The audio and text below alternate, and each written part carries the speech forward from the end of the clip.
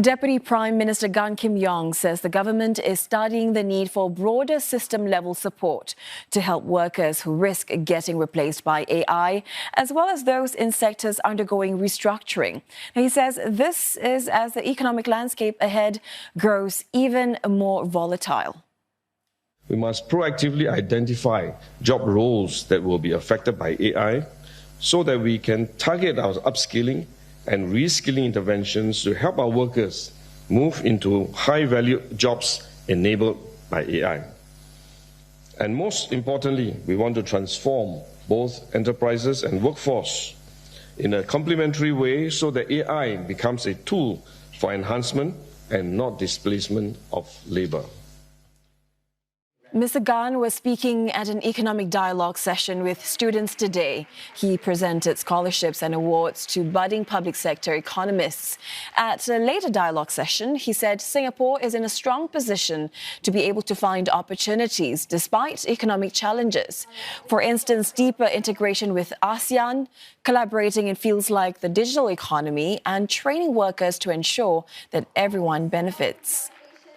And the government's jobs really is to find ways to share with you some of these opportunities and provide facilities that will be able to support your learning and your upskilling so that you can always stay relevant, stay ahead of your competition, and this way you will continue to do well for many more years to come. So I think this is how we can work together between our younger generation and the government.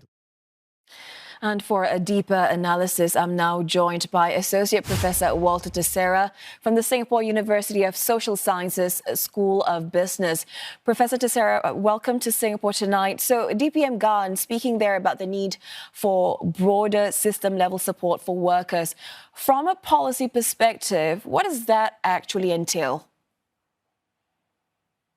Well, I would look at the job market as an ecosystem, and I think there are two policy objectives here. One is that you want to help workers be relevant for the jobs. The other is that you want to also make the jobs relevant for workers. So I think first on worker relevance, it's about ensuring that our workers have opportunities to develop relevant skills through multiple pathways. You know, it's not just formal education in our university, polytechnics, ITE. It is also on-the-job training. It is also continuing education and training. Then when we talk about job relevance, we have got to attract good jobs that not only make use of our workers' current skills and capabilities, but we actually have to be pointing their skills and expertise in areas which are on the frontier of technology, you know, like AI applications, because if we don't do that, then we'll get outcompeted anyway.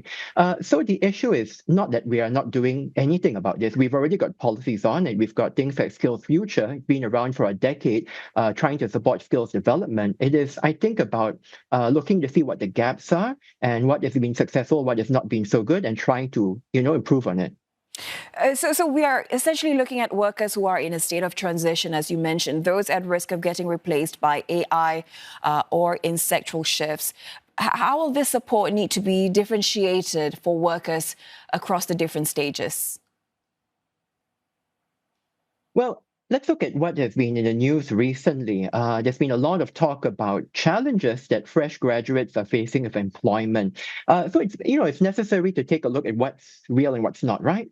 Overall, the majority of graduates are actually employed, about 9 in 10, and wages are actually up year on year. So I would say there are a lot of good jobs out there, but we are also seeing that the rate of full-time permanent employment has been falling year on year. That means there might be a risk that some of our graduates are starting to fall behind. If they can't get a good first job that builds skills and capabilities, then, you know, they may not have a good career. And they're reporting that there's a mismatch sometimes between the skills they have and what companies want. Right? Companies want fresh graduates with 5 years of experience, which is ridiculous, of course. So that's where programs like the recently announced graduate traineeships can come in, trying to solve this mismatch problem, help the graduates build skills that employers are looking for. Another area a lot of people are concerned with is mature PMEs threats. They face skills and job relevance challenges, given that there's a very fast pace of technological change. So how do we help them sustain and extend their careers or bounce back if they lose their jobs?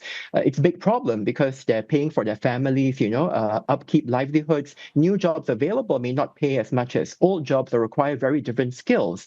Ageism is also a factor. So how do we get employers to see beyond the age number? So the support here, it's not just skilling and training which is going on, but also job redesign, working with employers to actually promote older worker-friendly employment practices. That will be very important.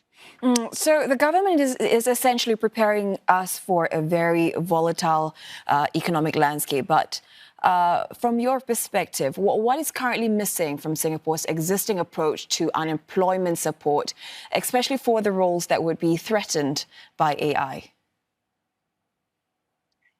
Well, I'd say that the traditional way of unemployment support, somebody loses their job, they get income support after they lose their job, that is actually too late.